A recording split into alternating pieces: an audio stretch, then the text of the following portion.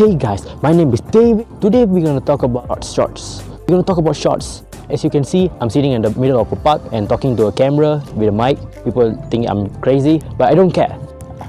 Basically, I'm gonna show you a couple of shots that I learned from internet. Basically, this is a test shot. So after this, I will do some simple shots so you can watch. Yeah, I keep looking at myself right here. The camera is here. I just want to share. I like nature. Morning. I should drink coffee.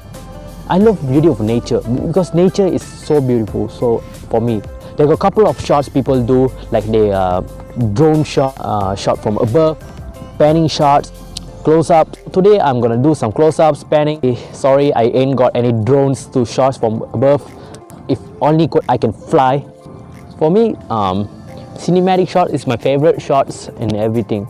But I couldn't do that. If you see my contents, they are literally like basic and funny, so it needs to be faster, not cinematic. So if you do cinematic, it won't be related to what am I doing. Tips guys, need better equipment to do better things.